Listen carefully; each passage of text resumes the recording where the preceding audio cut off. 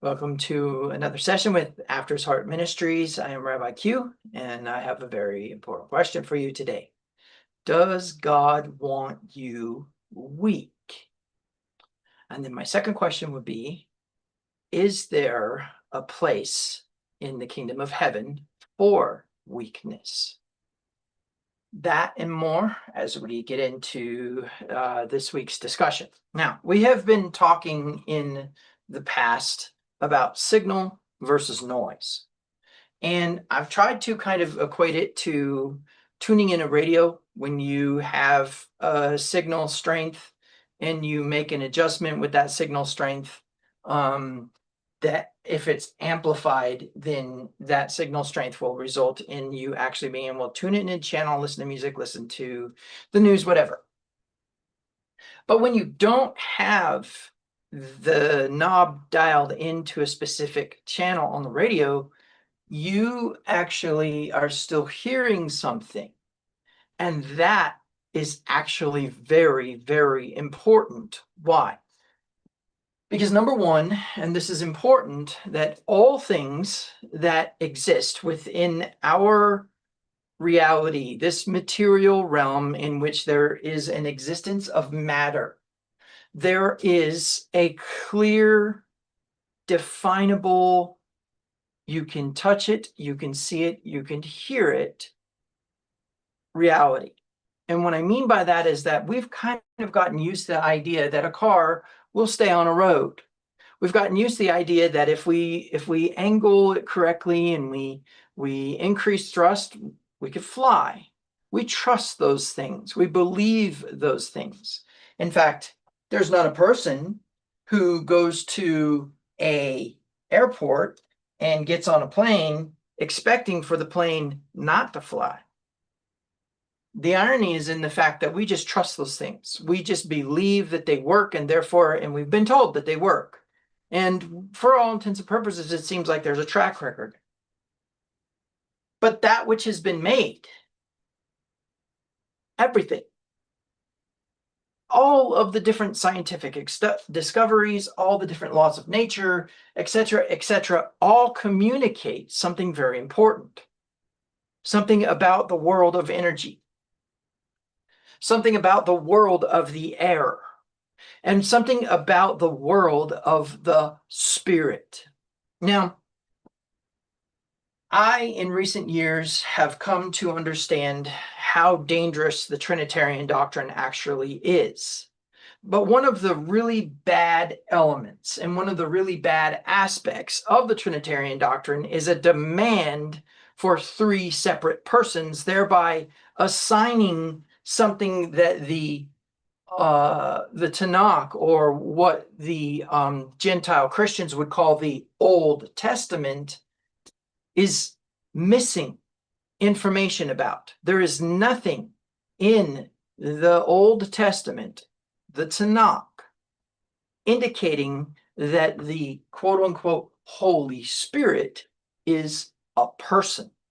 And furthermore, the danger behind this is a misalignment with an understanding of its purpose and its existence.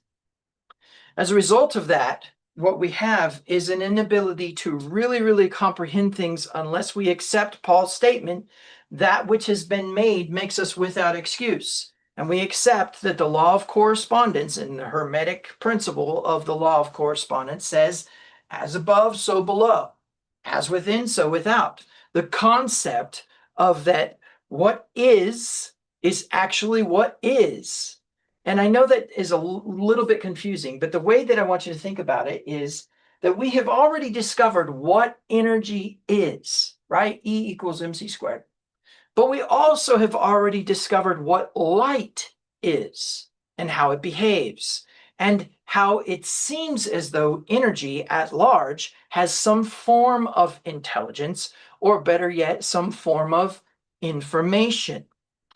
Now, where this becomes important is in the idea that noise has a voice, okay? So, generally speaking, you have static on the radio, that's noise. That's not nothing. And that's where people make a mistake. See, they're tuning in the radio and maybe they're driving in their car and they're going down the road and they're trying to find a station and it's running through the presets, or maybe it's scanning, depending on what's going on. And of course, nobody listens to radio anymore, but you get my point.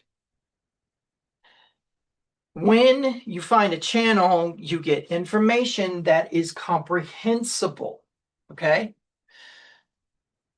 But the rest of the time, depending on the feature on the radio, when noise comes, silence is there. Now, in some cases, noise as silence is just because of the simple fact that as soon as the radio detects noise, it's just silent, and it scans so fast that you don't get that moment of noise. But if you were to tune into the AM and actually turn a knob, which may or may not exist in your vehicle today, or maybe you have an old radio. And let me tell you, the other day I was at the antique shop and there was an old oceanic, transoceanic radio, which means you could pick up radio signal from across the ocean. And it had all these different bands that you could select and all those things. And I just, in my mind, I thought, wow, this would really be something. And it's kind of sort of a confirmation for my teaching on Shabbat. But the context is that basically the noise itself is not nothing.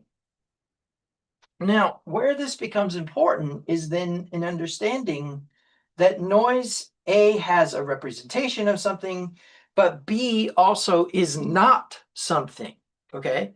So it's not nothing, but it's not actual signal. And what noise represents is non-signal, not nothingness. Now, where this becomes important is in when you realize then that when noise comes, it serves a purpose to indicate what it's not, okay? I know that sounds a little bit confusing, but the way that I want you to think about it is that when you have static on a radio, it's an indication that you're not tuned in. And so static then equates to something important. Misalignment. You have not aligned with the channel. Like if you get close to the channel, you start to have less static and more sound. You get closer to the channel, you start to have more intelligible information, music, news, advertisements, commentary. And in that process, there may still be some static, especially on the AM channels, but you can discern between signal and noise.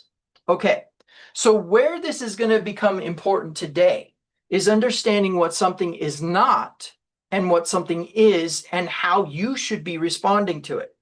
So the first thing that we really need to dial in is that noise serves a purpose. Let's accept that. But noise is not the signal, and signal is alignment. Okay, so when you are aligned with your soul, aligned in your body, aligned in your surroundings, aligned with your circle of influence, that is when signal is the most powerful. We have 5 levels of the soul. And it's interesting because within those 5 levels of the soul, there is a level that is simply just the corporate collective consciousness, which is basically all of us at once, existing as one.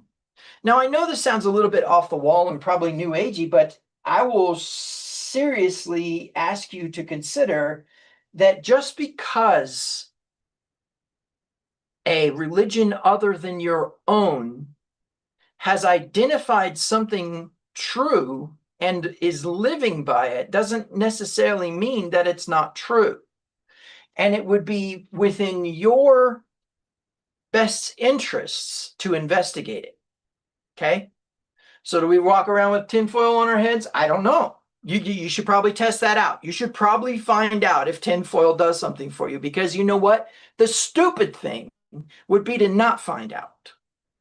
And when I say stupid, I mean from the point of view of just absolute ignorance by choice. You not willing to investigate a new idea is fundamentalism. And fundamentalism creates abuse of rights, and abuse of powers. Okay? That's the long and short of it. If you are so stuck on stupid about a doctrine and trying to make sure that you believe that until you die, that is the limitation that you have created upon your life. That's a limitation I refused to continue in when I found out, for example, that Christmas was actually a problem for the Bible. When I found out that Easter was a problem for the Bible. And then I found out why Easter even exists within the Christian religion, and that was even more disturbing. And what I really had to really get my mind wrapped around then was, should I continue to be a Christian? Should I continue to believe in Christ? Should I continue to hold the doctrine of the Nicene Creed when such gross anti-Semitic slurs fall out of the mouth of the king who is trying to promote Christianity in the first place, and then furthermore, the actual decisions that were made in which Passover, the feast that Yeshua died at on behalf of all, right? As a Jewish Messiah, not a Gentile Christian Messiah, was on the chopping block. And then later in 336 AD, again, the church does it again and says, anyone caught being idle on the seventh day like the Jews are will have no absolution. Do you know what that means? They made Sabbath a salvation issue under the Nicene Creed definition of salvation, under the Nicene Creed definition of Trinity. And see, this is where we get into a problem, right? This is where all of a sudden we have to say, okay, am I going to be a fundamentalist? Am I going to stick to this doctrine and stay stuck to it because I think I know what I'm talking about? Because let me tell you something. Most of you out there, because I don't know very many pastors who actually watch my channel, most of you out there are lay ministers, or worse yet, you're not even that. And you think you've got the Bible figured out. You have no idea the level of education that goes into actually being able to interpret the Bible. You have no idea the level of necessity for textual criticism, the level of necessity for the ancient languages and an understanding of them and an ability to read them, speak them, write them. You say, oh, no, I'm just a Gentile Christian. I keep it simple, Christ and him crucified. Yeah, okay, but you know what? The one who actually created the 95 Thesis, which was the protest against the Catholic Church, which led to what you now practice as a religion here in American Christianity, in evangelical Christianity, actually said that if you did not learn the ancient languages, you had no business interpreting the Bible. Of course, he also said burn down synagogues or tear down pulpits and burn down synagogues. But hey, you know, we can't be too critical. All right. So why is all this important? Because if you decide to listen to noise and conclude that that noise needs to be maintained over any new signal discovered, let me give an example. When we were kids, which I'm 50 now, so you do the math on what year that was, but it was about the 80s. All we really had was radios, right? We had cassette tapes and eventually we had CDs, and we definitely had 8-tracks. But the point being is that if you actually wanted to listen to a variety of music, your choice was to either switch out the tape, right? Or listen to the radio. So you listen to the radio, they got all these different songs playing, all the top 40s, right? Remember Casey Kasem? And what happens? You're like, really dig that channel, right? You're like, oh man, I love this channel. It's my favorite radio station. And all of a sudden, they go out of business and a new radio station comes and they're playing the complete opposite of the music you like. Now here's the intrigue. Most people will become crabby about that, become grouchy about that. They'll say, you know what? I don't want anything new. I actually would like to maintain what I was listening to, and so go find another radio station instead of giving that one a chance. And here's the interesting thing about it. There may be something absolutely profound about that radio station, but because it's not the music you're used to, you will instantaneously say, I don't want to hear that. Welcome to Christian fundamentalism. Now, here's the part that's really important here. When we are working with this concept, all I'm trying to do here is say that if a new station comes along and a new signal becomes available, you don't just close yourself off to it because you're so set in your ways. Because I'm going to tell you, that is a form of darkness. And I'm going to prove it to you here in a minute. But I want to just hint at this with what? Be transformed by the renewing of your mind. The renewing of your mind. Now, I know that there's like, I mean, that's like metamorpho, I believe. And I know that there's a lot we would need to get into there. But the context, and this is important, is that there's the word new being used in this context. Okay. When we go to 2 Corinthians chapter 5, it says, behold, if any man be in Christ, he's a new creature. Behold, all things have passed away, and all things have become new. New, okay? So new is important. In fact, if you're watching my channel, most likely I'm going to introduce something new to you that you've never heard before. And if you decide that you would rather listen to static, I can almost guarantee you that you're not going to get anything out of my sermon. But if you're willing to listen to something new, if you're willing to listen to something different, then obviously you're going to get something special out of every single thing that I end up saying, because it's new. And the reason why it's new is because there's a necessity for a renewal. There is a stagnation in Christianity. In fact, before I discovered these things, sometimes I would end up speaking with somebody who was an atheist, or they were a person who considered themselves to be evil, maybe a gang leader, or perhaps maybe a Satanist. And I would communicate with him, and I'd say, why? One of the things that I've discovered is that there is this light, and this light changed the way I feel about things, and I actually feel my life is actually better. And I'm of the mindset, don't get me wrong, of course, I still had that evangelical junk in my head where I have to witness to people, and that's the only thing that counts in this world. And so I'm like, okay, I'm just trying to introduce them to Christ, but I'm trying to do it in a roundabout way. And one of the things I would say is, I can't stand Christians. They're hypocrites. They preach one thing and do another, and I can't. And I would say, look, I'm going to put something out there, and I'm just going to personally apologize for my religion, which I don't even really know if I have the authority to do that, but I'm going to do it anyways. And I'm sorry, Christianity right now has a virus, an infection, a cold, and it is sick. And that doesn't change the fundamental, there's an interesting word coming out of my mouth, the fundamental truth that a life with God and Christ is better than one that is not. Now, at that time, I still believed in hell and everything else and all that other garbage, but I can tell you that the principle was the same, that they needed to consider the possibility that even though their Christianity was sick, which it is extraordinarily sick.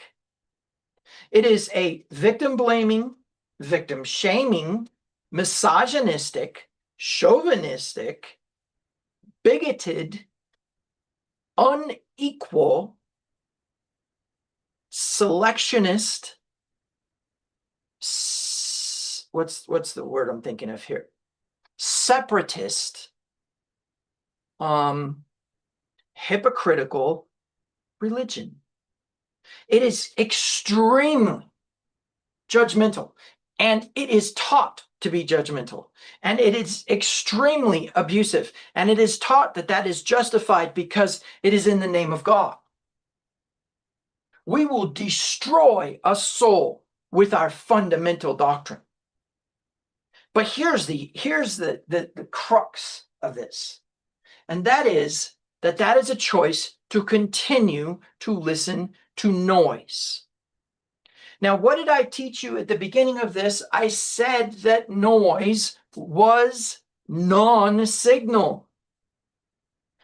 Now, for you Pentecostals who are still practicing that dysfunction and claim that you hear the Spirit and claim that you are in the know, my question to you is, do you know what noise is?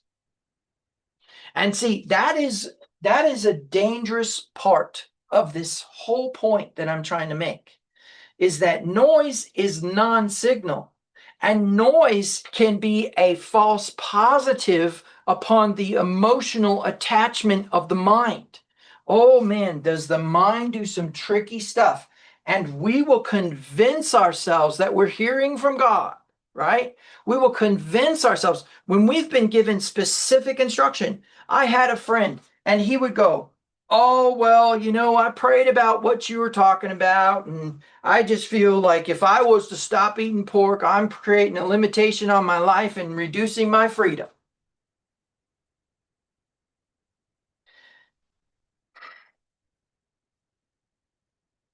And that was the Spirit speaking to him. And I asked him, I said, "Where did you hear this from?" "Oh, I heard it from the Spirit when I was in prayer." Okay. So two things that are very, very important here. Number one is that anyone who claims to hear from God and say, "Thus saith the Lord," better be prepared for the Deuteronomy 13 and Deuteronomy 18 test. Furthermore, it is imperative to understand that if someone says, "The Spirit told me to break Torah," not only am I going to consider that not true, but I'm also going to understand that they don't hear the Spirit of God. Okay? That's the long and short of it. I am not even going to listen to a person like that. And here's the irony, is there's a lot of people, and I mean a lot of people, who actually know, because of signal and their desire for a relationship to that signal, truth, and fundamentally deny it.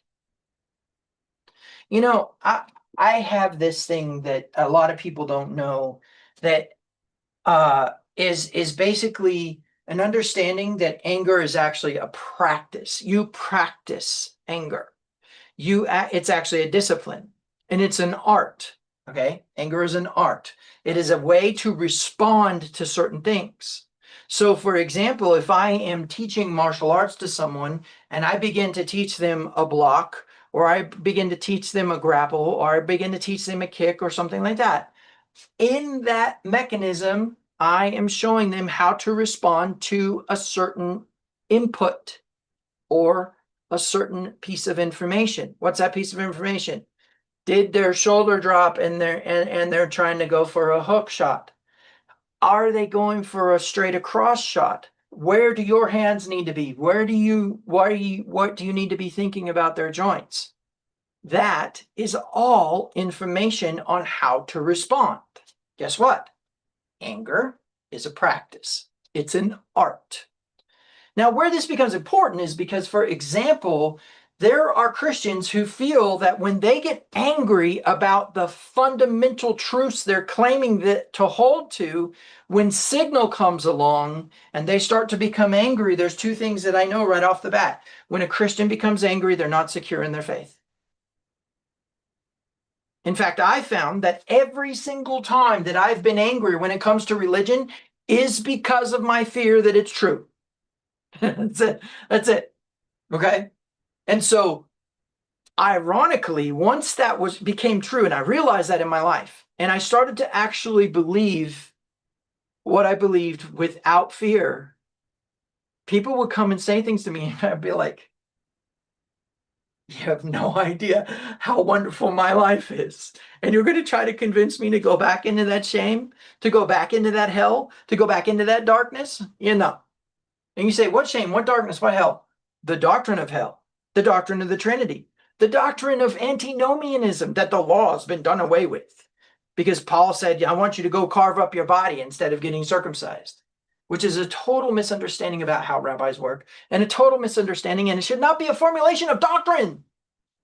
Paul was not an authority over Yeshua. Yeshua was an authority over Paul. And Yeshua did not instruct Paul to break Torah, nor did he instruct Paul to propagate that. In fact, James made that point in Acts 21. You should go read that, because Paul goes in and says, "We're going to do a sacrifice on this day." You think he was doing that for his health? You think he was doing that for his reputation? Remember, Paul said, hey, Peter and James, John, they added nothing to me. I am not moved by anybody's belief. And yet he did go in and practice that. So in principle, what I want you to understand is that signal versus noise is about choice.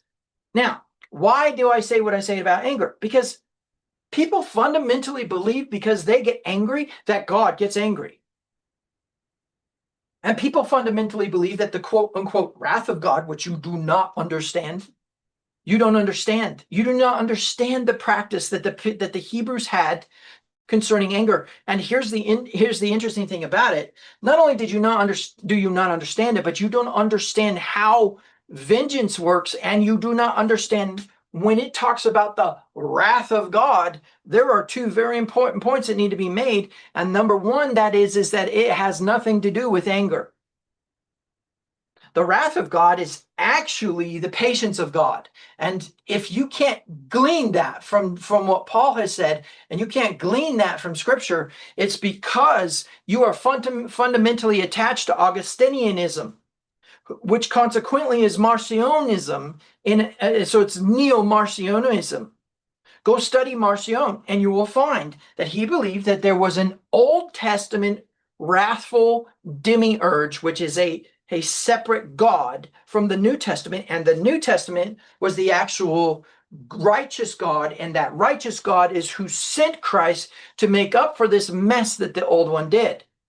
Not only was he excluded from the church for that naughtiness and some other naughtiness, basically, in short, it became the doctrinal structure of New Testament studies within the Catholic Church. So as new fathers, priests came into existence in the seminary, they were being instructed in the catechism of Marcion's stuff, including the New Testament canon. The New Testament canon that you have today was actually Marcionian, Augustinian, Lutheran. You see, Luther was an Augustinian monk. Augustine loved Marcion's doctrine. Augustine was anti-Semitic. Augustine was also a Gnostic. 1st, 2nd, 3rd John were designed around combating Gnosticism, but it was also designed around combating Trinitarianism. Oh, you're not ready for that one yet. Okay, so the point being is that when we are working with this information, now you need to hear this.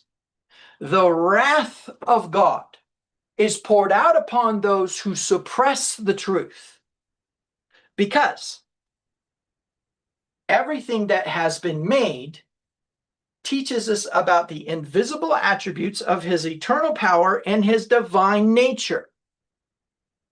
Now, in 2 Peter chapter 1 verse 3, it says that we can partake in that divine nature. And in another place, it says that we can activate that eternal power. And here's the crazy part about it is Yeshua says, many will come to me on that day saying, Lord, Lord, and I will say, depart from me, I never knew you, you workers of iniquity. And what do they claim? Speaking to the intensification of all power in the universe stuffed into a human being who is in a state of operation of divine process. Okay?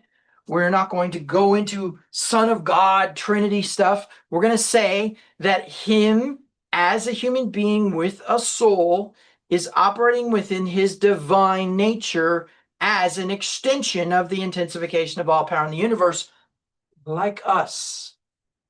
But anyways, they're going to come to him and say, Lord, Lord, right? But what do they say? They say, we prophesied in your name. We cast out demons in your name. And we used your eternal power in your name. And he says, I never knew you. You antinomians. You anti-Torahs. Right? Okay. So context. The wrath of God is poured out upon those who suppress the truth. Who suppresses the truth? Those who do not accept that which has been made teaches us about the rest. signal versus noise within the realm of radio science is all about that context, okay? Your cell phone, which consequently we call it a cell phone, right? But it's really a smart computer. The smart computer that you hold in your hand, right, is what? It is connected via radio waves, special kinds of radio waves. In fact, it has bandwidth where it has a whole slew of frequencies and signals that it bounces between to maintain the most signal in the most places most effectively. Now, where this becomes really important is for you to understand that radio science itself is definitely teaching us about the intensification of all power in the universe, his eternal power, his divine nature. We can participate in the divine nature, which means we are actually divine. It says that we need to escape the world through lust. We'll get to that. But the premise is that all of this is just building upon the fact that there is something that is non-noise that indicates that non-signal that indicates that signal is not present, and therefore alignment is not present. Okay. So now what we need to do is we need to talk about ancient Hebrew philosophy from a nomadic perspective. So the first thing that you need to do is you need to let go of your modern thinking when it comes to the process of Hebrew lifestyle. Now, I know that this is difficult, and I'm going to tell you, this is a thing that we have to navigate, which is that we are surrounded by Christianism. Okay, we are surrounded by anything that has to do with Christianity. It's everywhere. It's in everything. Even in the woke communities, they still say, God bless you. They have no idea what that means, right? Even in and when I say woke communities, I'm saying people who claim they have been awakened to something and are now woke. They're now awake, okay? In fact, woke means that they're past that point, which I'm going to leave that to their own philosophies. But what I am going to say is that they don't even acknowledge fundamental Christianity in the form that fundamental Christianity exists in most pulpits in the United States. But there is something very important in Hebrew philosophy that I really want you to take a moment to start to adjust your brain to, and that is that which you face, that which you can see, that which you can touch is past. Now, I know that your first reaction to that is going to be, no, what I see in front of me is present, but what you don't realize is that what you see has had something occur. And that is that by the time it reaches your eyeball, it already has moved on in space and time. Because all we're experiencing and seeing is reflected light, color, contour, right? Light versus shadow. And our stereoscopic vision has created an environment and reality that is all just reflected light from the past. So when an ancient Hebrew says that which is before me is that which has already been, then we understand that what is behind him is that which is to come. And he faces the rising sun with the sea, which is the unknown, behind him, okay? And understands that what he can see from his peripheral vision to his direct vision is that which has already been. Then science comes along and tells us that we actually don't see the thing in that moment. It has to do with Heisenberg's uncertainty principle, it has to do with Schrodinger's cat, and there's plenty of my critics who would say that, oh, those theories don't necessarily match up to the actual reality of the science now, and that's probably somebody who's been talking to ChatGPT for 5 hours. But the premise is that in the context of Torah, and within the context of the intensification of all power in the universe, there is a claim and an understanding that that which has been is already known. That's really not hard philosophy. But what's interesting is what our brains do. Because Solomon said, that which has been is what will be. There is nothing new under the sun. You say, well, cute, you just got through saying that you preach new stuff. I do. However, you need to understand that that is only new to you because of what you have been taught. You see, bad behavior, which is a constant state of Christian behavior, Christians believing that they can actually treat somebody a certain way because of what they believe, which is just absolute darkness. Okay? Bad behavior is the result of bad training. Now, bad training comes from what? A teacher, right? Oh yeah, those ones that fall under the greater judgment. But here's the context. The premise is that a teacher is training somebody to have bad behavior because of bad training, because of bad information. Meaning from the beginning, the information was wrong. Signal versus non-signal. Signal versus noise. Okay? So we've already discussed that that noise is pressure. In fact, within the realm of physics, quantum mechanics, nuclear physics, we are challenged to understand that all measurements that are possible in any shape or form concerning those three sciences and anything in between, because we're talking about matter, is only measurable through resistance. Even the concept of weighing something has to do with the science behind the coil of a spring and how much it has stretched over a certain amount of space. That's it. When you deal with that concept, you understand that resistance, which is going to be cognitive dissonance, right? It's going to be psychological discomfort or actual physical resistance, is all contained within the concept of measurement, the ability to identify a specific measurement of some sort. Now, the reason this is so important is because signal is actually a measure. It's a measurement.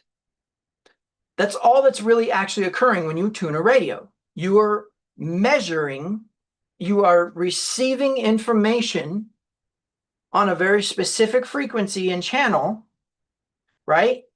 Because what?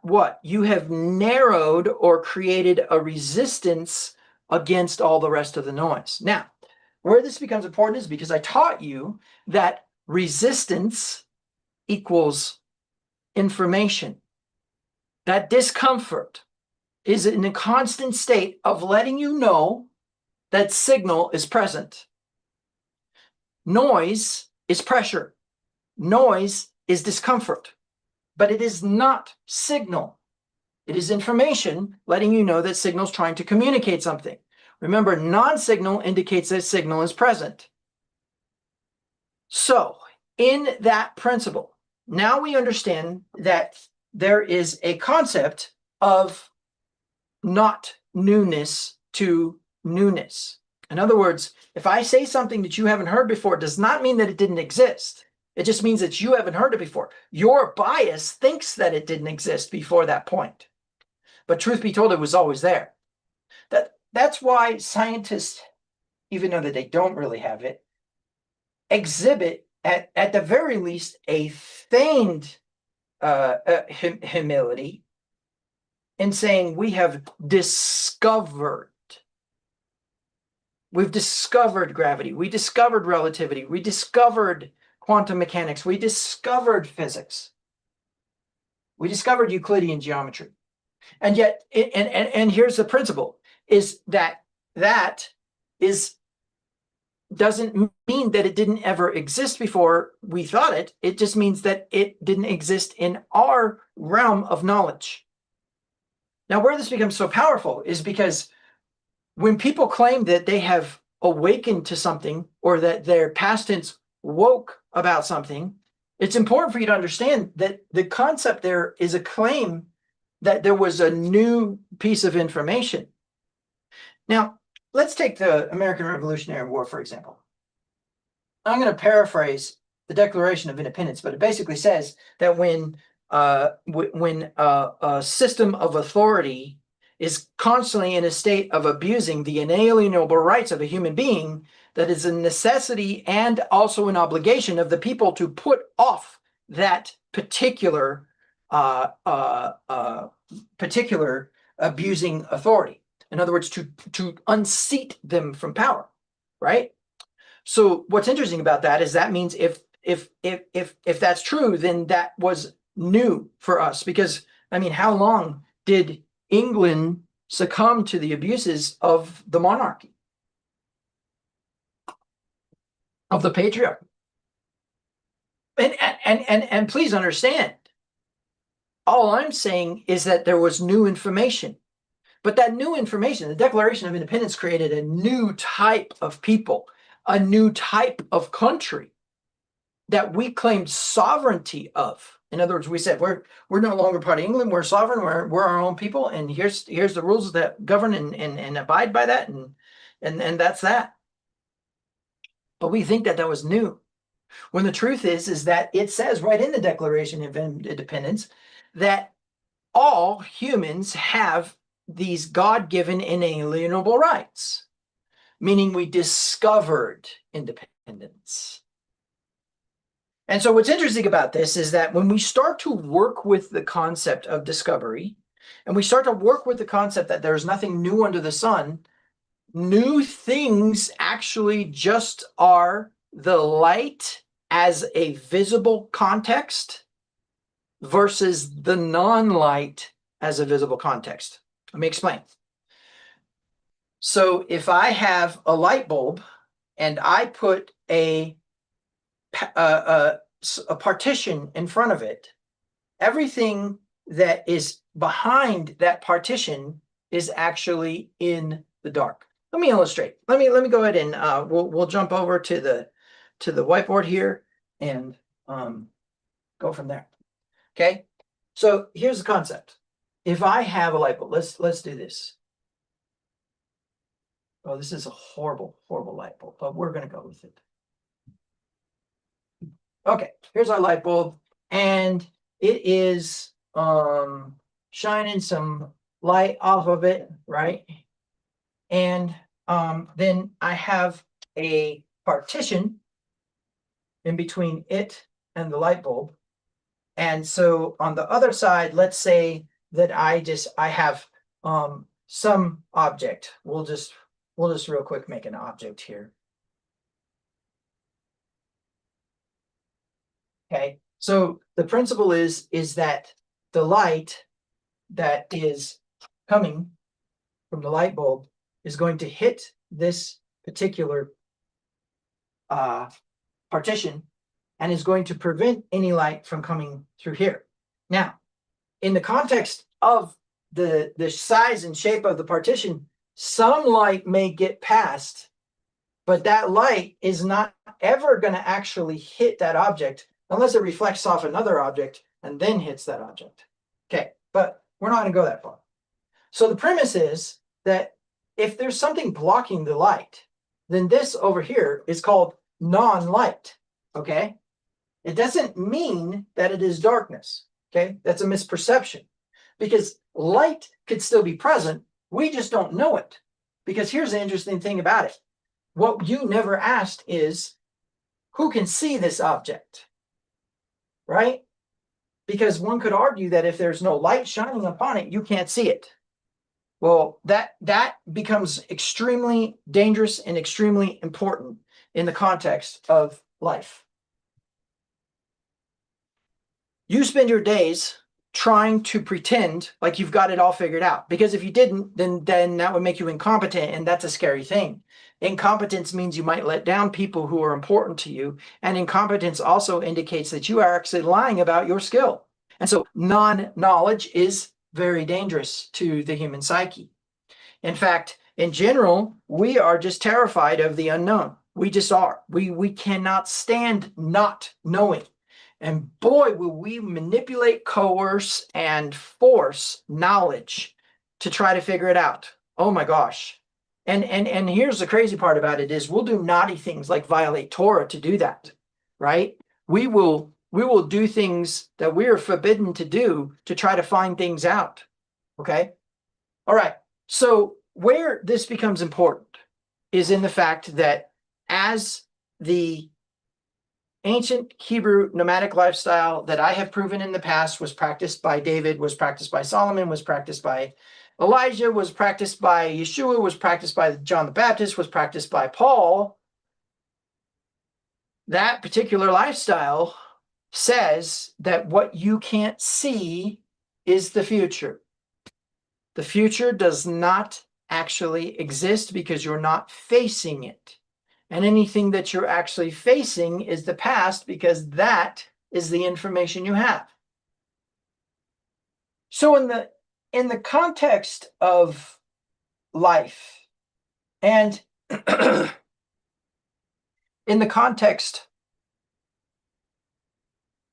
of correspondence, as above, so below, as within, so without, we have an interesting idea building. And that is that this information that I just said actually plays a role in the upper realms, in the heavens. And so where this is really important is that we understand that in those other realms that are not material realms, all that is occurring is an interaction of energies in some way, perhaps even ways that we have never ever even comprehended yet. My proof is in the fact that, again, when the people come to Yeshua and say, Lord, Lord, and say, we did this thing, we did this dunamis, right? We did this power, we did this eternal power in your name. And he's like, and you need to understand, if they're coming to him and saying, Lord, Lord, they got some semblance of understanding of authority that he has. I suppose they could lie. I suppose they could say, you know, we got to tell him something, right? But instead of him responding and saying, oh, you know what? You lied to me. You didn't actually do these things, which I'm going to assume that they don't lie. I'm going to make that assumption. I know that's a presupposition, but I'm going to assume that they can't actually lie to him. And the idea was to just give an indication that they used his name to accomplish these things. He says, I never knew you. Depart from me, you workers of iniquity, which is what? Choice to violate Torah as a lifestyle. Woo! You weren't ready for that one. That's what iniquity is the definition of. It is the Hebrew word awin, or alvin, depending on who you ask, A-V-E-N.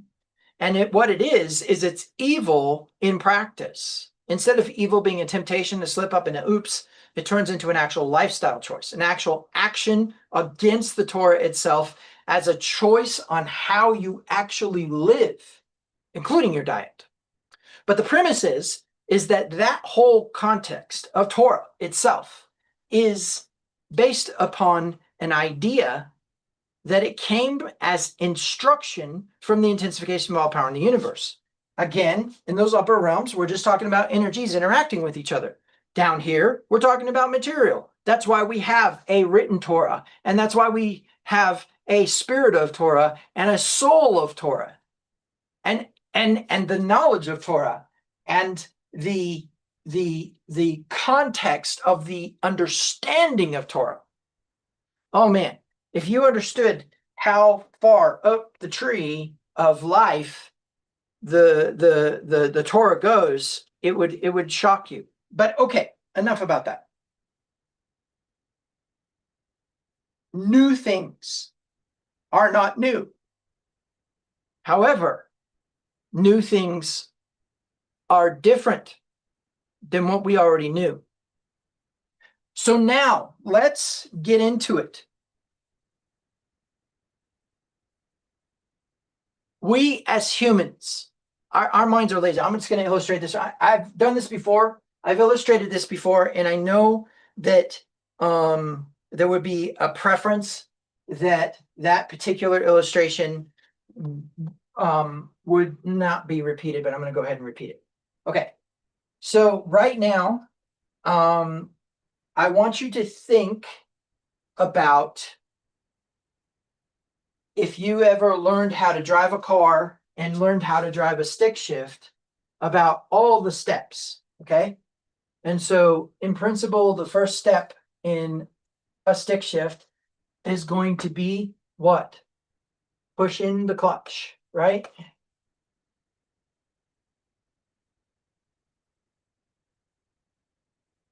Right? That's mom or dad, they say, okay, the first thing that you need to do is you need to push in the clutch, right? And number 2 is let off gas. Right? Number 3 is to shift gear. Right? And guys, I'm not talking about double clutching here, or any type of racing clutching. I'm talking about regular, teenager learning to drive shifting. Okay. And then what? Then ease off clutch. Right? And then what? Ease on gas. Okay. So I know that may not be the way you drive, but that is pretty much how I was taught to shift a car. Okay. All right. So now what I want you to think about is step 1 is an activation of the brain. Okay. So in that principle, let me go ahead and change this color here real quick. All right. So in that principle, clutch is pushing clutch with left leg, right? Unless you got some sort of issue going on. And then what? Let off gas is right leg, right? And then shift gear is right hand.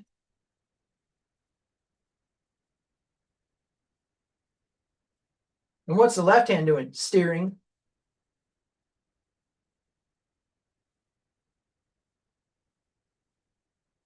Okay.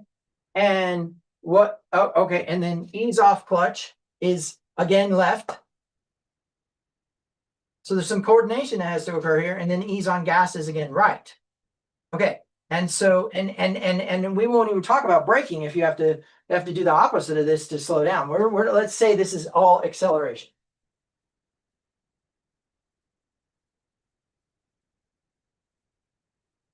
Don't ask me what that weird gibberish is, but it means acceleration. Okay. So the concept here is that pushing the clutch is a left foot movement. Let off the gas is a right foot movement, and they kind of have to be synchronized. They don't necessarily have to be synchronized because as soon as you put in the clutch and you just still have your foot on the gas, what happens to the RPMs? You hear them, right? They whoo, right?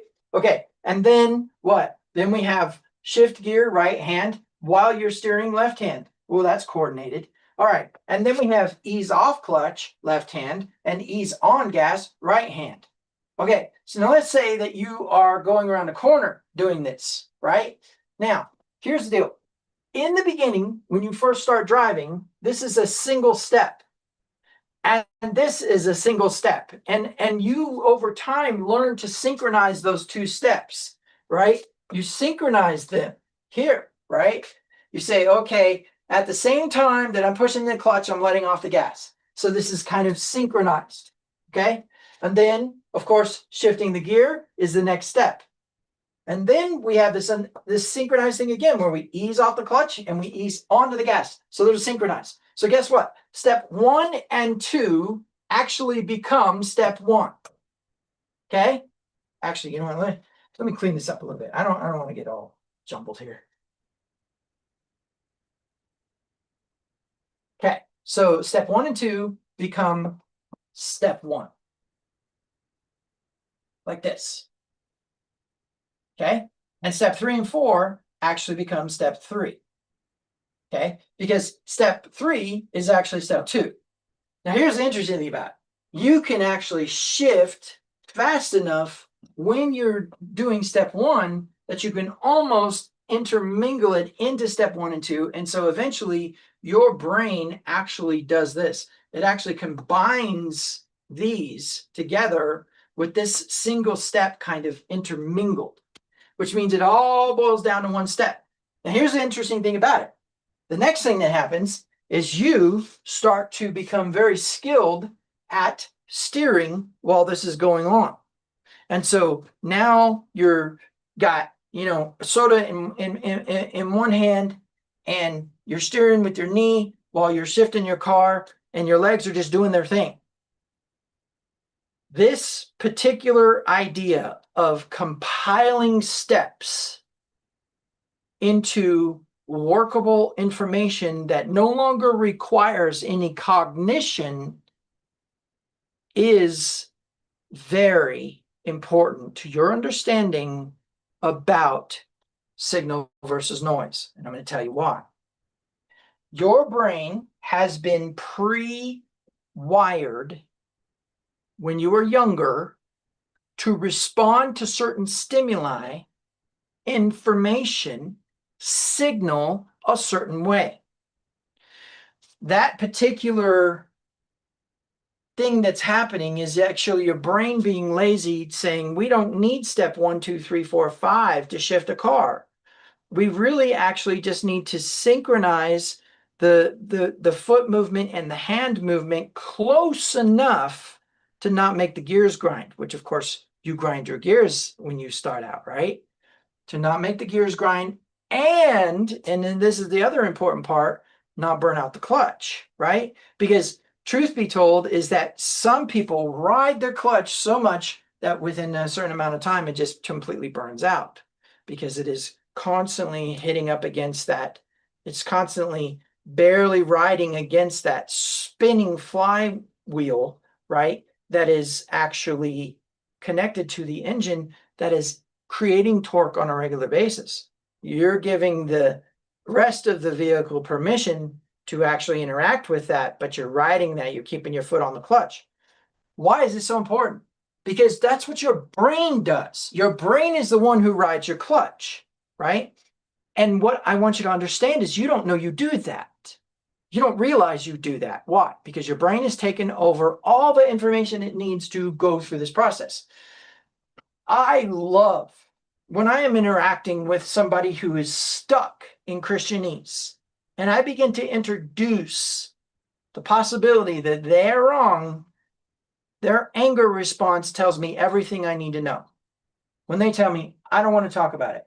When they tell me, I just keep it simple. When they tell me, you have no right to say that about Christ. You have no right to say that about the Bible. You have no right to say it, right? Well, here's the crazy part about it. All of that is just you shifting gears. That's it. There is no actual consciousness being used. It is all just autonomic responses as a result of training. That's it. Bad training as a result of bad information, bad doctrine. Doctrine formulated on letters that we don't even have the original questions to. Paul will answer a question. Well, I think it should be this way. And we have no idea what they asked. And we will form entire doctrines. And then what will we do with that doctrine? We will decide who is worthy and who isn't. Who is obedient and who isn't. Who is saved and who isn't. Did you know that evangelical Christianity in and of itself is probably one of the most biased, bigoted actions within the United States itself?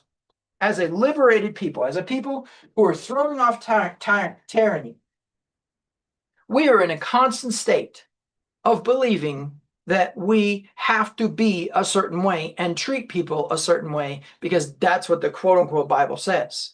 Now, where this becomes dangerous is when we get into the fact that there are people who use their religion to what? Justify very bad behavior. Well, some of that bad behavior is bad training, and some of that bad training is bad information, right? Now, where this becomes extremely important is in the fact that what we will do on a regular basis is we will subconsciously try to recreate past information and respond to it in a different way. Now, where this becomes important is in the idea that there's nothing new under the sun. However, anything that you don't know, even though it already existed, is new to you and therefore has to do with a renewing. Okay? So, for example, when I would used to apologize because Christianity was sick, had the cold, had a disease, is now an understanding of what actually was the dysfunction. That was new to me at the time. It's not new to me now. Any new revelation that I get, any new understanding that I get is new, but truth be told, it has always existed. Solomon said there's nothing new under the sun. So I want you to understand that when I say new information is actually information that already existed, but it's new to you, you need to understand that that also has to do with ignorance or a suppression of the truth, because truth be told, we are without excuse. We've been told the truth. Now, you say, well, wait a minute. What about, people who, never grew up in the church and all that? How they know? It says through that which has been made. Through our, and I mean, you just pick the science, pick the material, and I can point it out to you in so many ways. I can point it out to you in polymers. I can point it out to you in metallurgy. I can point it out to you in the cosmos, in astronomy, in astrology. I can point it out to you in bone structure. I can point it out to you in plant photosynthesis. I can find it everywhere. And that doesn't mean that I'm any better at trying to navigate the fears and the shame in my life. I consider myself to have been doing a pretty good job, but truth be told is that everyone is in a constant state of subconscious reaction to fear, making micro adjustments, and you don't understand that that is an act of creation. Let me illustrate. So, first of all, that which has been made. Let's talk about the reproductive system within a woman, right? That which has been made. There is a way in which to deliver semen to an egg, and that egg then becomes a conception, and that conception then becomes a living being, and that living being grows within the womb, and then out in a very extreme and strong movement is pressed and pushed out. And of course, the woman no longer is in a state of expansion, no longer in a state of elasticity. And that premise is that while that is occurring, there is a change and there is a movement outwards as opposed to a movement inwards. That is the female body. And what does that teach us about the intensification of all power in the universe? That a vessel expands and contracts, and that a vessel can contain a single seed and become something else absolutely amazing. And the vessel can contain what it was designed to contain, as opposed to containing something that it shouldn't contain. In fact, if there's anything in the womb that shouldn't be there, immediately the womb is flushed with blood. And so what do we understand from all that information is how expansion, contraction, capacity works, capacitance within a feminine principle, which we understand is something that would receive seed into itself, and therefore we understand that that's in a state of reception. Well, when something is in a state of reception, it's obviously receiving something from something else. That's information. Information being communicated to something that does not have that information yet is in a lesser state, because there's an authoritative element to that which is giving the information. Now, before you think for a second that I just tried to justify masculine misogyny, you're mistaken. What I'm saying is that if there's something you don't have and something else gives it to you, it's probably in a higher economic state than you. And if it's in a higher economic state than you, then it is the greater, and you are the lesser.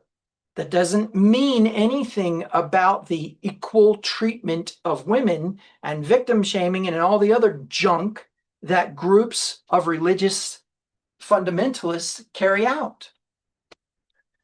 It means that when something has something to give to somebody else or something else, it is in a state of greatness or as a greater. Now, the way that we speak about this in terms of creation is creation itself is the feminine receptor and the creator is the masculine giver. Now, does that change the equality and treatment of human beings? No, we're not talking about that. We're talking about energies and we're talking about philosophy. But the concept is within those confines, we can understand the eternal power and divine nature of God through that which has been made, which is the female and the male. Okay? So as a system of creation, when a creator is giving, they are in a state of the creator. When the creation is receiving, they are in the state of the creation, and one is masculine and one is feminine. The masculine state has nothing to do with body parts in this physical material realm. The masculine state has to do with whether or not there is an energy movement outward from the entity versus an energy movement inward from the entity. And of course, when we're dealing with the intensification of all power in the universe, that expansive, non-limited, non-formed energy is masculine because it's going out from some center versus a feminine state, which is receiving in from some direction. Okay, that's it. So where this becomes important is that when you were in a state of giving, you were in a state of creating. And when you were in a state of receiving, you were in a state of creation. Now, where this becomes relevant to our discussion is in the fact that you have received information in the past. So let's take something like, for example, let's take a bad relationship, okay? So a man and woman get together, and whether it be the man or a woman, we'll just say somebody has a bad experience with the other person. As a result, they decide to leave them. So a few years later, they end up in another relationship and find themselves yet again in a bad situation. Now, here's what people theorize.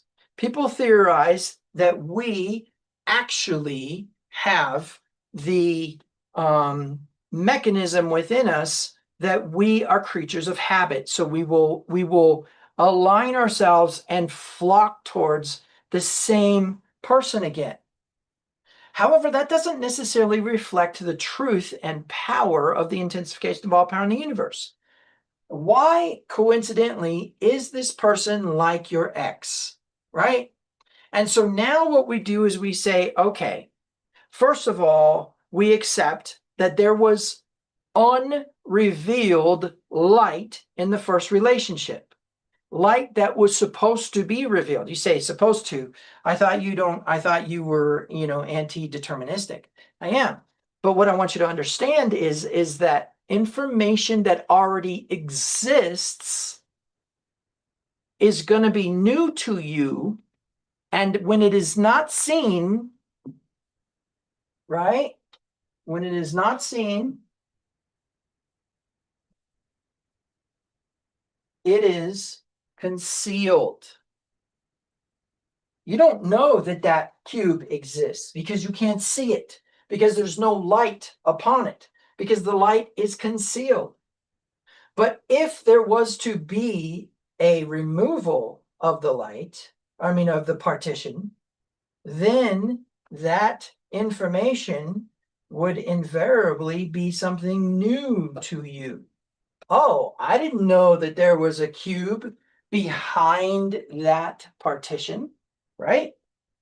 And the result is that we have a tendency to believe that that means that it is now more important than what we had before. So now we have unrevealed light in this relationship. And I want you to understand light is never something about condemnation. Light has nothing to do with shame. Light has nothing to do with fear. Okay? Those are constructs of the ego, which we can talk about sometime, maybe not today. But the result is that what we have is a repetition of the past, that which is in front of you. Okay? Now, there's a couple things that you need to know. The first one is that anything behind you, which is the future, requires a seer, right? But also requires a guardian. Now, what I mean by that is that if you're facing forwards and there is information coming at you from behind you, and that information could be detrimental to your health, you need somebody to be facing the other direction. That is one of the biggest reasons why it is not good for man to be alone. And what you need to understand is that the one who is appointed to stand behind you and face that other part is actually your rear guard. And so what they see in the future that you don't might behoove you to listen to them. But where this becomes important is in the fact that they also are going to be able to identify the concealed light within a circumstance. Is that masculine or feminine? It just depends on who's got it at that moment. Because one of the things you need to realize is that if you're the female facing forward, okay, and when I bring up masculine and feminine, male versus female, you need to understand that what I'm speaking about is Torah gender inequality in the sense of, gender roles, not gender inequality, gender roles in such a state in which if the female is the one facing forward, then the male is the one facing backwards, meaning what? That the creator is the one taking care of the future, right? And the creation is the one facing the past. Roles flip. If the female is the one facing backward, then the creation is in charge of the future and the creator is in charge of the past. Oh, you could use the creator in the past, couldn't you? You could definitely use the creator taking some of that information that has been really, really, really difficult for you to have revealed about your past and making it a strength. You see, the concept of strong versus weak is totally misunderstood because of Darwinism. See, Darwinism tried to prove that only strong things survive and that strength is not determined. Okay?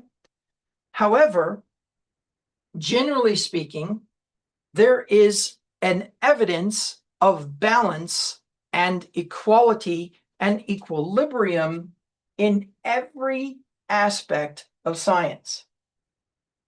Meaning what? Meaning there is balance in everything. All energies have balance. When something leans too much to one side, something actually reacts and brings it back to center. Sometimes overextending, but eventually it gets back to center. You could see this actually proven within equilibrium itself, which is basically 120-degree open angle of two vectors, okay, being pulled downward as well as outward. That's where equilibrium is at its finest, is 120 degrees. The reason this is important is because then we can see that gravity as a general force pulling down on something is always going to, if it's swinging, it's always going to try to pull it to center. And the result of that is that once it has come to center, it doesn't move again because of equilibrium. And so what you need to understand is that when you are weak, God is made strong. When you are strong, you are probably somebody else's strength in their weakness. So what you need to understand is when I say God, I mean the intensification of all power in the universe stuffed into another human being who is your strength in that weakness. So where that really, really becomes important is that there are times when the Creator would like you to be the Creator. Adam, check out these things I'm bringing to you.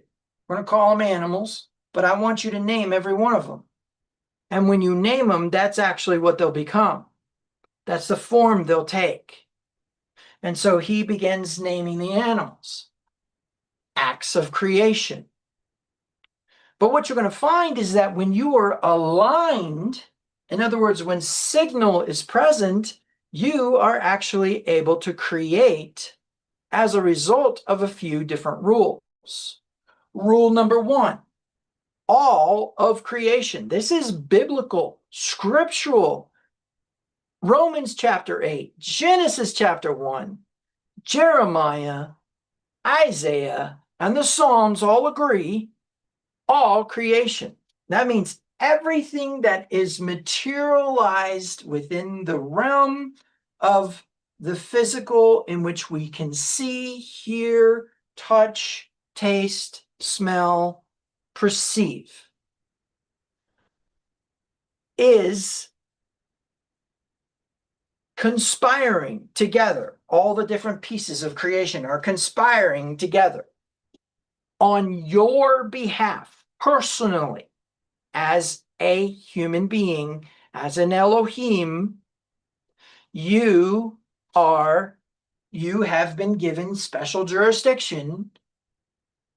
That particular special jurisdiction means that it is on your behalf, but is conspiring to be unconditionally, means you can't merit it, unconditionally obedient to the sons of Adam.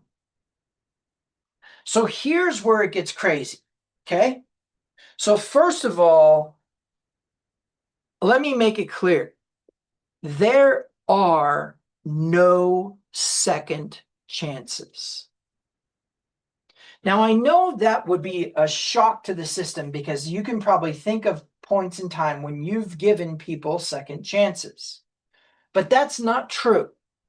What you did is offer them an opportunity to have new information as opposed to the concealed information that they failed to see the first time. So, for example, let's say that maybe some friend has borrowed money from you and they have basically never paid it back. They come to you again for a loan again. And you say, last time you didn't pay me back, so I'm not going to pay you this time. And they say, give me one more chance. So now you presume, you operate off of a presupposition that the concealed information that they failed to uncover last time, which is the value of the friendship to pay back the loan, is now going to be revealed. That's not a second chance. That's new information that's going to come. Let me explain. So now you get in a relationship, and that relationship that you're in is just like the relationship that you were in before. And you're like, oh my gosh, here we go again. And you start to feel that moment of regret. And you're like, oh my gosh, I just can't do this. I'm not going to be with a person like this anymore, blah, blah, blah. And what is crazy is that repetition was supposed to reveal something. That's why that repetition is there, to reveal something that you didn't see before, okay? Now, the next important piece, remember I said all creation conspires. The next important piece is to understand is that your brain is pre-wired to respond to certain things. You have bad training. And bad training, including the practice of anger, is the result of bad information. Bad information is a belief that anger would be justified in any circumstance because supposedly your God gets mad. And boy, does he get mad at the Israelites and not at the Christians. That's the one I love, is that Christians are like, oh boy, it was heated. Boy, the wrath of God was poured out on Israel. My gosh. And for you horrible human beings who believe in supersessionalism, I will say that that is another justification that you believe that you have to hate Jews. And I'm just going to point out that if you think you get away with something more than they did because you're a Christian and Christ died for you, well, boy, do you have a surprise coming. But and may that happen soon, because I would rather you be in truth than be in error. Okay? All right, so in that principle, then the next element that we need to get into is the third thing. And that third thing is that although most responses are subconscious, they contain intention that is pre-programmed. Okay, so let's talk about pre-programmed intention. When a family, when a man and a woman decide to have a child, and again, I am not trying to single out a specific gender preference per se, but the science kind of says that's what has to happen, right? And so the premise is a person with this parts and a person with this parts, and their opposite parts come together, and there's a conception. There is never an intention to harm per se. Now, I'm gonna put out there that there's an exception to that rule, and that is the fertility practices of Easter. Oh yeah, you don't want to get into that. Okay, so the premise is that generally speaking, a mother and a father do not begin with the intention to harm. Okay? And generally speaking, a mother and father have a pre-built intention to do the right thing and to do it correctly to the best of their ability, right?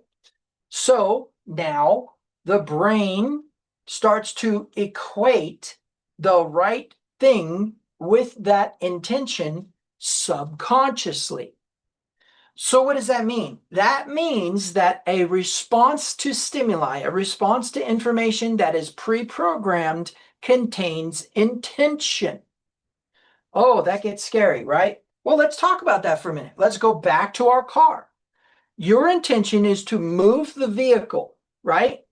But when you get in the car, you start the car, you back out of the driveway, you drive away, and you're listening to your music and talking on the phone and doing all the things. And I know there's a lot of automatic vehicles now, and you don't really get the option to do the shifting. But for those of you who still have old vehicles and you have manual transmissions, you understand that that's not a relevant piece of information to your day. You drive to work, you drive to the store, you drive to the recreational activity. You don't think about shifting. That's not part of the mechanism of your driving.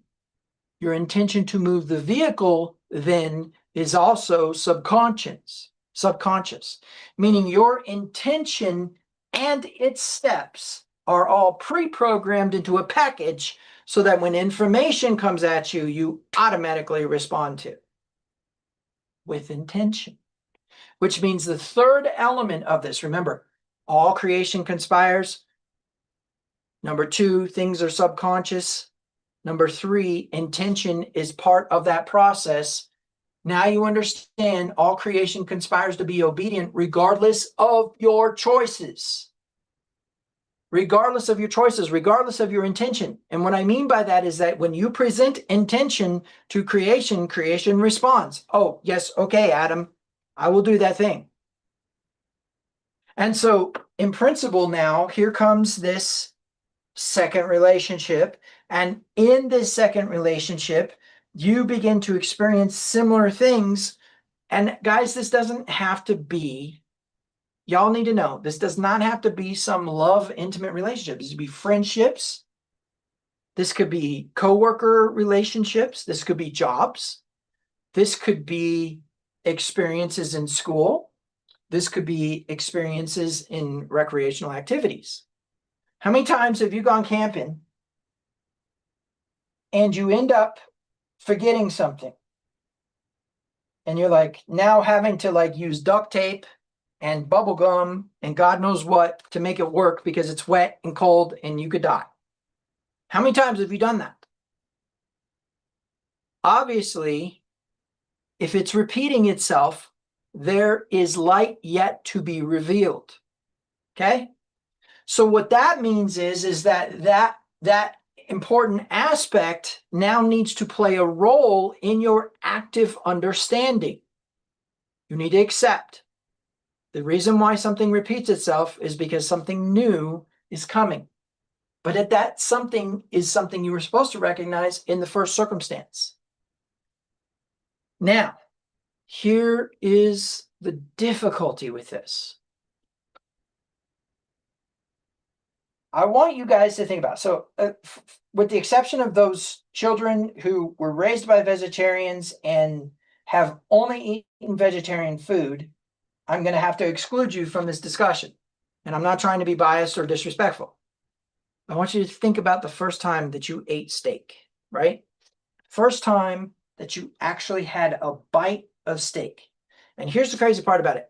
It probably was when you were a kid, so I want you to go back to the time when you experienced it. That moment, that first moment of actually tasting it and going, whoa. I'm going to tell you, I had this experience. All my life, I always preferred to eat sirloin or tenderloin. And I would always order, filet mignon, medallions, whatever, from like the steakhouses, et cetera, et cetera. One day, my friend comes along and says, have you ever had ribeye? And I said, no, I haven't. I have no interest in it. It's too fatty. He's like, dude, you have no idea what you're missing out on. I was like, nah, come on, just whatever. He goes, no, I'm serious. I want you to order a ribeye this time. So, okay. So I ordered the ribeye, and oh my gosh, it was that moment. It was that moment that I thought I had already experienced, and there was new information, and the flavor was amazing. And the reason why this is important is because I remember that moment. And every time that I've eaten ribeye after that, I've had an expectation that it was going to taste like that first time. Sometimes it does, sometimes it doesn't, but it definitely doesn't taste like the first time. Now, if we were to take that same instance and talk about it in terms of what? Of, say, intimacy, right? Bedroom activities, same thing, right?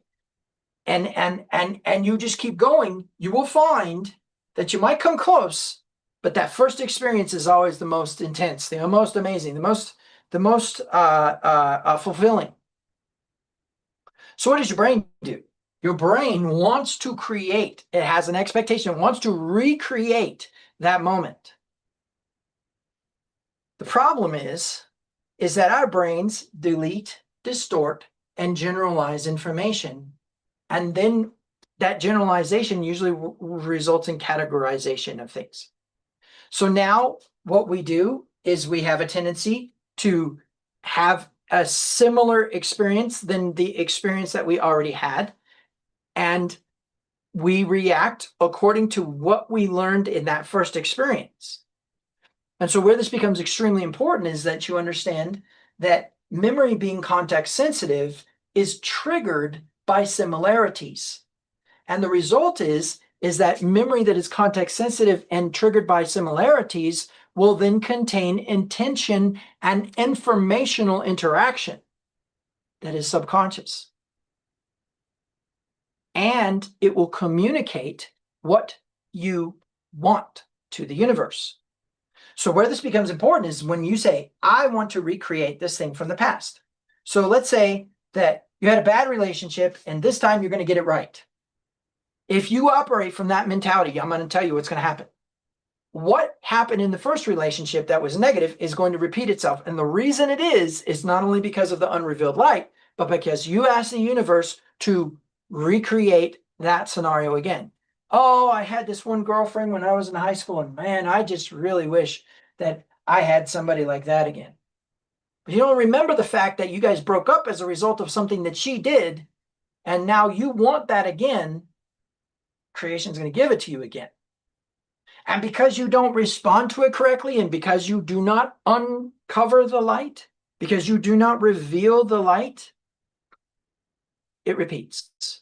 And next thing you know, you're miserable, resentful, anguished, like why in the world? And it didn't matter that all these different coincidences indicated that that's exactly who was supposed to, who was supposed to come into your life as a result of your desires, etc., etc. But what I want you to think about is the fact that new information is being excluded. Okay. Now, where this becomes really, really powerful is when we start to get into poverty, when we start to get into trauma, when we start to get into the things that actually are contrary, not only to the Word of God, but to the soul. Okay? I'm gonna break something down for you. Contrary to popular belief, the intensification of all power in the universe is not a poverty limiting intention. What do I mean by that? I mean that it desires, the intensification of all power in the universe desires to bestow, give, grant all of its benevolence to another. And because that other can't be it, that other is lesser. And because that other is lesser, that particular circumstance means that it will grant it gently to that other and not take all of it and just dump it on it. Because if it did, there would be an infinite expansion and never would there be an experience as the creator. Let me illustrate. If a person receives for themselves, in other words, their ego or whatever makes them accumulate wealth, desire to have things, constantly consuming, constantly taking, constantly trying to get more just because they don't believe they have enough, or worse yet, believe that they might lose it and therefore they want to make sure that there's more than enough. Okay. But never ever gives to anything else, is in a constant state of reception, then that will result in corruption and will result in stagnation. Let me explain. When you put out something, you are in a state of being the creator or like the creator. When you receive something, you are creation. You are the other. Okay? And the result is that you will push the relationship with the creator away, because you will begin to believe that you are the creator. You are the reason for the existence of the abundance. Remember, intensification of all power in the universe doesn't want you to be poor, but it does not want you to think that you're the one who gives the abundance. However, it is your responsibility with the abundance to distribute it equally. In other words, fill your belly and then fill everybody else's belly. And that is the actual power of the universe. So now we have this concept of recreating. I want to recreate that same steak flavor. I want to create that same loving feeling from that past relationship. You don't understand that when you say that, you don't want new information. You're being a fundamentalist. And fundamentalism is always going to lead to abuse of power and a disregard for the human dignity that everybody has a right to. You say, that's not true. Oh, really? I want you to think about this. If you have a world view, what are you saying about the world? That they're different from you. If you say, I listen to worldly music, you are saying that the world is different from how you believe or what a certain kind of music would quote unquote propagate. You say, you go to, let's say you go to a park and you sit down with a person who you don't know, and the first thing that you do is you try to find out if they're Christian. And here's the crazy part: even if they say they are, you have been taught bad behavior by the pulpit to not believe it, but instead to quote unquote test it. Oh, test the spirits. Yeah, okay, because that's what that means. Anyways, the context is that basically then you will go through your fundamental list and decide whether or not they are actually saved. Oh, here's the beautiful part.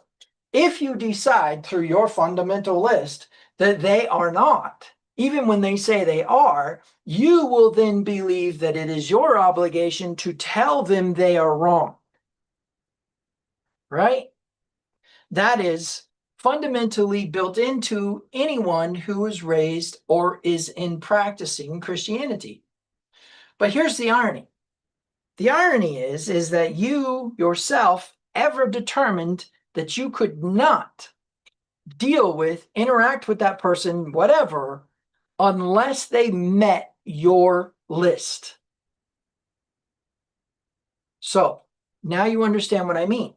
The moment that happens, the moment that you conclude that because they don't believe how you believe, that they are different, therefore they can be treated differently, you have become a tyrant. And here's the crazy part about it. You have become exactly what Yeshua condemned the Pharisees for. Now, you know I'm a proponent of the Pharisees. You know that I believe the Pharisaical order was the proper restoration of the kingdom of Israel. But I also understand that some of their choices, including traditions of men, actually created conflict with Torah. And so he had to deal with that, but he was not anti-Pharisee any more than he's anti-Gentile Christian, which he is. And if you need to understand that, then you need to learn and understand the difference between what a Gentile versus an Israelite is. But that's not for this message. What's for this message? This message is about your desire to recreate. So I'm going to give it to you like this. You have a bad experience. Now you want to recreate that experience so that you can respond differently to it, or you can do something different within it. That context of, oh, I can actually do better this time. No, that's not what's supposed to exist here. What's supposed to exist here is to understand what was missed in that first relationship, not apply it to the second relationship, but meet the second relationship as if it is new. Okay? Second circumstance, sorry, not relationship. I don't want to get too caught up in this concept of male versus female because y'all get all weird on me. So the premise is that basically what I want you to think about is that a circumstance that repeats itself is not repeating itself so you can have a second chance. That's a mistake. That's a mistake that will lead to the same choices that you did to begin with. And furthermore, not only is it a mistake that will lead to the same choices to begin with, but you're still missing the signal. Because the information repeated itself in order for you to gain something. And I'm just going to point out to you that however similar it may be, some of that, and this is dangerous, some of that is confirmation bias, which is basically where we convince our minds that we believe something a certain way in some sort of presupposition. And then when things come along that indicate that it's true, we instantaneously accept it. When truth be told, is that actually may not be the case. Because one of the things that we definitely do is we reject the opposition. If you guys want to know, one of the most powerful pieces of wisdom concerning business is this. Business is over-planned in the head and under-documented. In other words, you have this big old huge idea in your head and you never write it down. You never turn it into an actual plan or proposal. But the second thing is that it is under criticized. We will go to somebody and we'll say, I have a business idea. And they say, no, that'll never work. And we walk away and we never try. Or we go to somebody and they'll say, yeah, that'll never work because of this, this, and this. And the next person will say, oh, yeah, that worked. That'll be great. And we will listen to the person that said that would be great, regardless of what the criticism was. We need to listen to the signal. And so that's just, I'm going to tell you, that's the greatest wisdom right there, is that what is your vision? Make it into a plan and listen to the critics. They're there for a reason. You need to listen to the noise in order to determine the signal. Okay? Remember, that static on the radio is indication that there's a signal. You just haven't found it yet. That static is not an indication that there is no signal. Presence of noise means there's signal. You just haven't found it yet.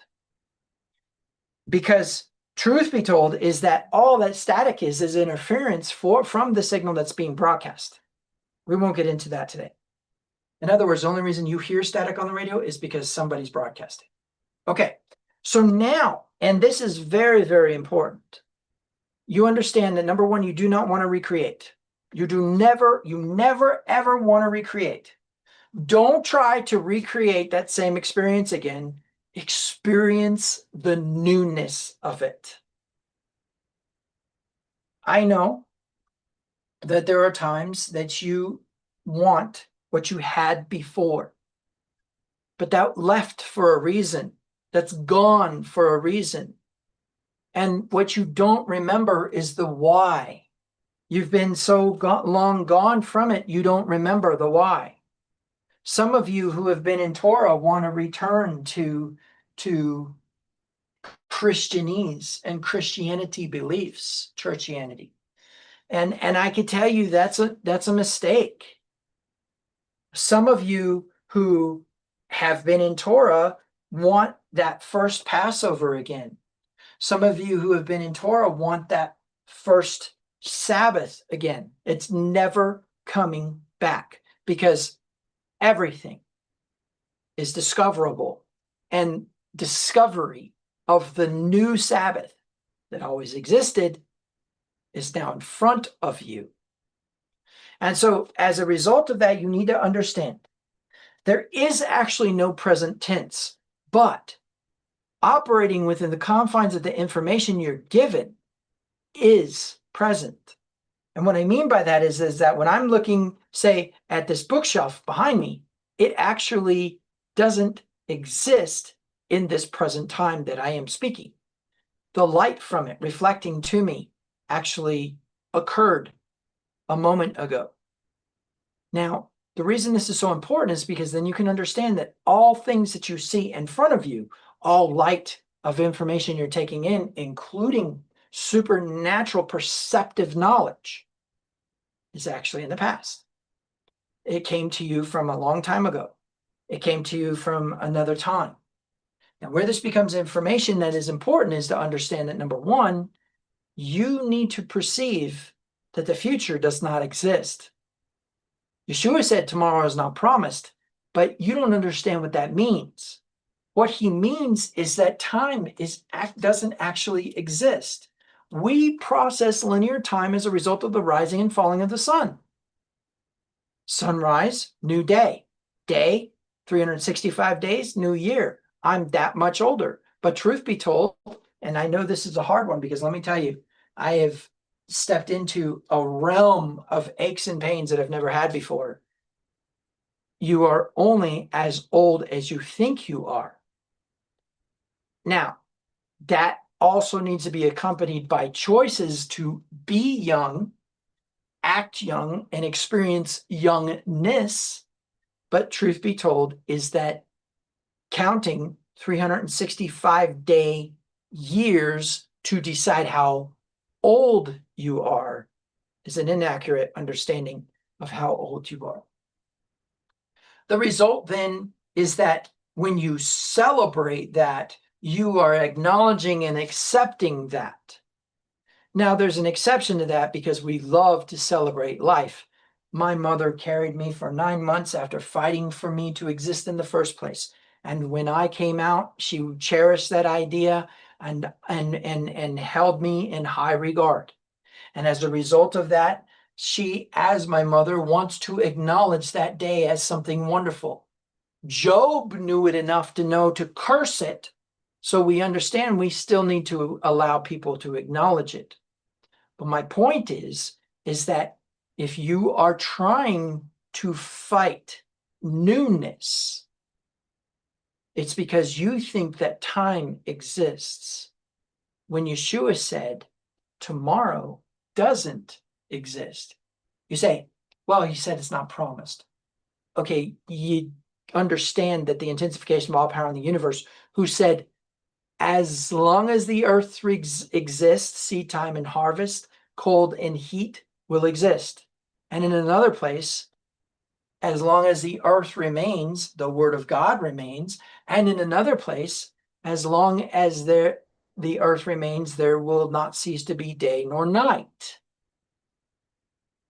So now we understand that in that context, tomorrow not being promised means that there is actually a supernatural existence of nothing after today, except that which is created. And I want you to accept that you play a role in that creation. I want you to accept that God actually gave you a chalkboard to write on to explain what you would like to have happen in your life. We call that prayer. And Yeshua said that if you want something, you ask for it.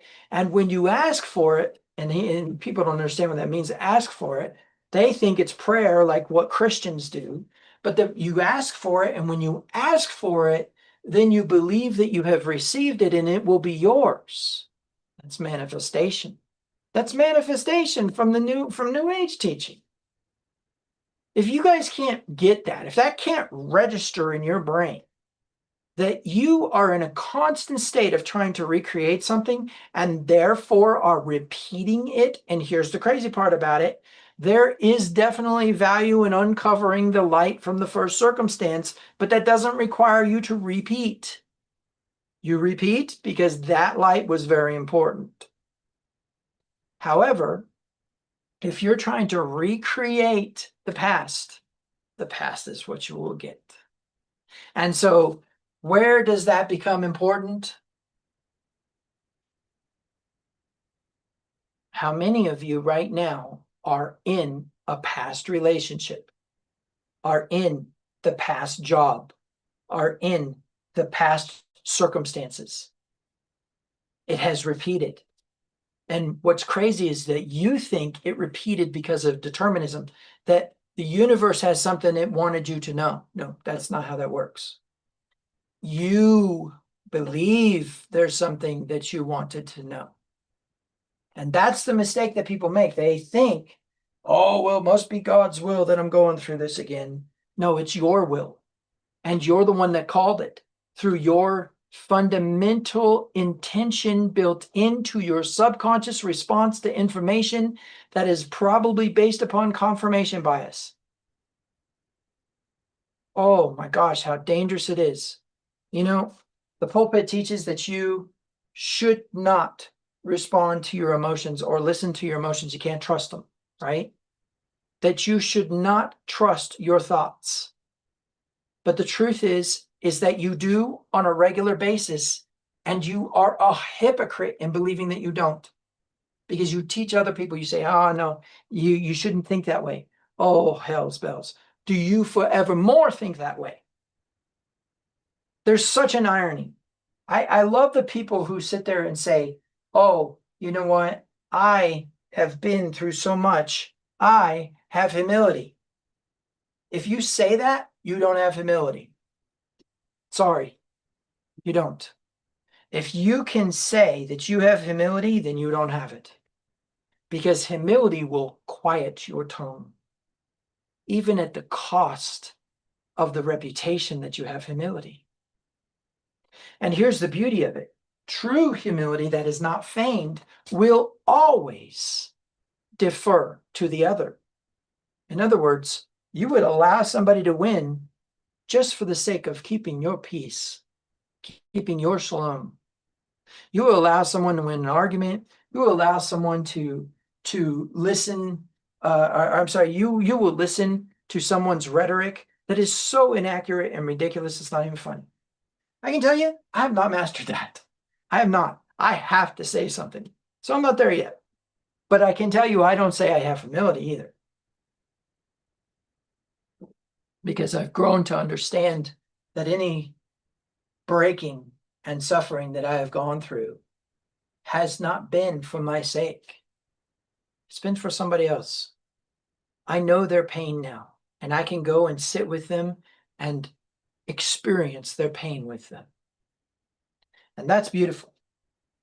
Okay, so let's recap for just a moment. Number one, the presence of noise proves their signal. Noise is resistance, pressure. It feels uncomfortable in some way. Noise can definitely be a balancing mechanism to an overextension in some direction. But noise in general is proof that there's signal. Signal is usually concealed, and we have to uncover it because we have been in a constant state of listening to noise. Noise is non-signal. Noise is not information, but proof that there is information. The repetition of a circumstance is noise, not information. The presence of a similar circumstance is proof that information was not gleaned in the first, but is not the intention of the intensification of all power in the universe, but instead us wanting to recreate the circumstance so we can have control of it this time. If we were just to accept that there's nothing new under the sun, and therefore, if there's nothing new under the sun, then that means that newness is actually just information being discovered. The beauty of discovery is such a bliss. Remember the first time you had a steak. Remember the first time you had ribeye, right? But the premise is that first time experience is not to be recreated, but instead a new experience is supposed to be taken into account. When I say supposed to, I'm not meaning the will of God. I am not meaning determinism. I'm meaning that this is how you ought to do it if you want to renew your mind. Okay? And when I say ought to, is because one of the things that fundamentalism, which is a non-willingness to listen to new signal, that's all fundamentalism is. And interestingly enough, fundamentalism is directly related to Christianity. 15th century, actually, interestingly enough, which puts us around the time of Luther. Fundamentalism is a belief that you have to adhere to the first things. But the truth is that the first things have constantly had new information come in. Don't get me wrong. There are definite realities of truth that maintain their foundational position. What do I mean by that? Eye for an eye, tooth for a tooth, thou shalt not murder still has the context that it had when it was communicated to humanity to begin with. However, Yeshua said that if you hate someone, you are actually in a state of possibility of murdering them. That's why it says you have already committed it in your heart. Because we are led away of our own lust, and when lust is conceived, it becomes sin, and sin, when it's fully grown, becomes death. Well, there's only certain sins that are unto death. Murder's one of them, which means when you hate somebody, you actually are in a position to murder them. And you probably could.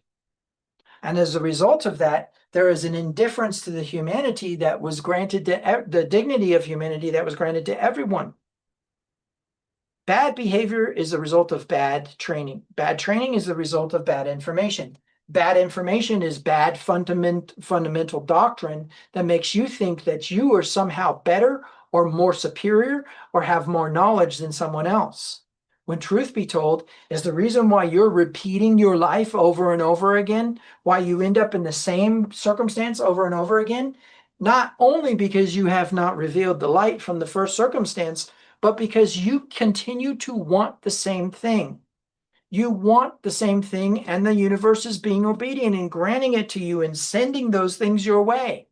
because everything that has been created is subject to the sons of Adam and Adam himself, which means that no matter what, however you spin this, the result is always going to be what the corporate collective consciousness wants as a result of the individual wants, as a result of the wounds, limiting beliefs, entitlements, lack of imagination, and fundamental needs. The original fear that the need is not going to be met is why we get into the concept of lust.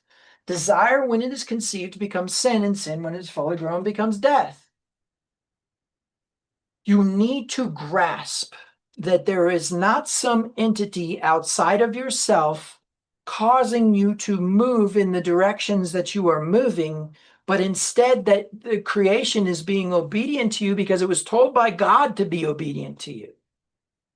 And God is sitting back there going, okay, unless there is a request for intervention, this is what I want. They want to repeat that relationship. Instead of experiencing new, and I'm going to just point something out there. There's some things that may need to be moved out of your life before new can come.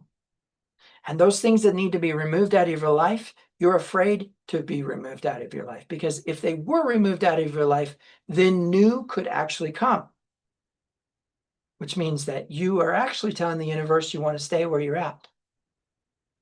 Again, that's a misalignment. Again, that's not signal, that's noise.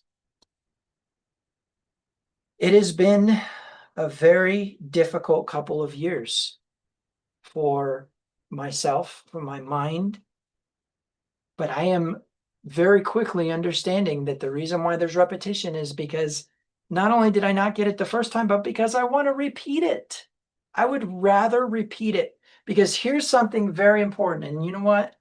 We need to spend a few moments on this. Cognitive dissonance. There is something, I can't remember, I think it's called